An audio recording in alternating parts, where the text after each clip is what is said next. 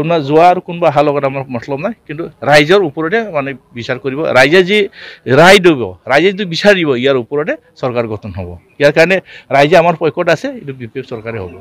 আমাৰ ভৈৰৱকুণ্ড আৰু ধনশ্ৰী দুটা সমষ্টিত আমাৰ সান্তালী জনগোষ্ঠীৰ ফালৰ পৰা যুৱকসকলে যিটো BPF দলৰ আদৰ্শ আৰু নীতি ভাল পায়, আজি যোগদান তেখেতসকলে BPF দলৰ লগত কৰিলে।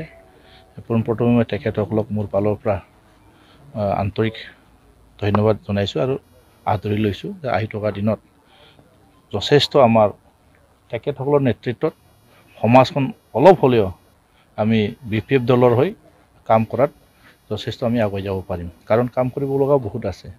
5 বছৰ বহুত পিছ পৰি থাকিলে তেখেতসকলে যিটো প্ৰতিশ্ৰুতি দিছিলে UPPL চৰকাৰে, প্ৰমোদ বড়ো ডাঙৰীয়াৰ নেতৃত্বত যিটো চৰকাৰ চলি আছে বৰ্তমান, তেখেতসকলে যি ধৰণৰ প্ৰতিশ্ৰুতি দিছিলে সেই প্ৰতিশ্ৰুতিবিলাক বাস্তৱত তেখেতসকলে আজিলৈকে কোনো এটা মানে ৰূপায়ণ কৰিব নোৱাৰিলে, যাৰ কাৰণে সকলো ৰাইজে বুজিব পাৰিছে। ইয়াৰ কাৰণে এতিয়া বুজিব পাৰি বৰ্তমান UPPL চৰকাৰক নৎসাত কৰিবৰ কাৰণে যথেষ্ট আগবাঢ়ি আহি আছে।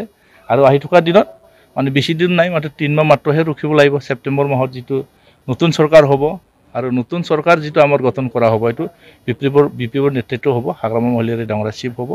এই সময়ত আমি যিমান পাৰে আমাৰ যিটো প্ৰতিশ্ৰুতি ৰাইজক যিটো আমি আশা দিছোঁ, সেই আশাবিলাক আমি মানে বাস্তৱত আমি ৰূপায়ণ কৰিম।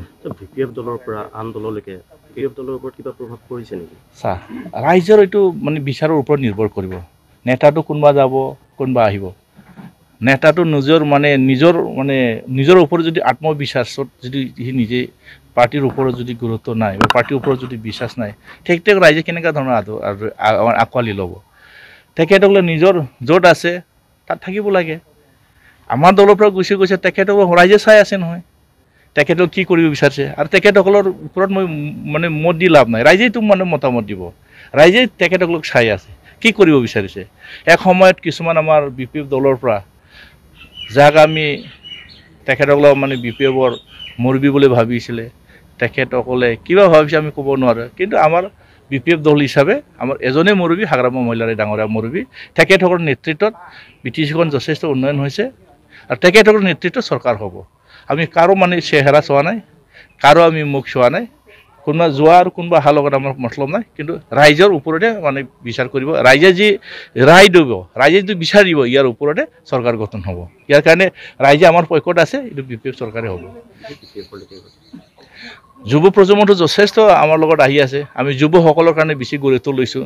আমাৰ যিটো চৰকাৰ অহাৰ লগে লগে আমাক যুৱকসকলৰ কাৰণে যিটো আমি ভাল এটা আঁচনি লৈছোঁ, তেখেতসকলক কেনেকৈ আমি সংস্থাপন দিব পাৰিম, তেখেতসকলক কেনেকৈ আমি স্বাৱলম্বন কৰিব পাৰিম, সেই বিষয়ত আমি এটা বাজেট ধৰা হ'ব। বছৰে 100 কোটি টকাকৈ ধৰিম বুলি আমাৰ হাইকমাণ্ডে সিদ্ধান্ত লৈ তেখেতসকলক মানে সংস্থাপনৰ কথা আমি চিন্তা কৰিছোঁ। ইয়াৰ কাৰণে বিভিন্ন ধৰণৰ আমি আঁচনি লৈছোঁ, কাৰণ যুৱকসকল আমাৰ দেশৰ ভৱিষ্যত। ইয়াৰ কাৰণে যুৱকসকলক আমি বেছি গুৰুত্ব দিছোঁ। আৰু বাকী যথেষ্ট আমাৰ মহিলাসকলক আমি গুৰুত্ব দিছোঁ, বয়োজ্যেষ্ঠসকলক আমি গুৰুত্ব দিছোঁ, শিক্ষা দিশত আমি গুৰুত্ব দিছোঁ।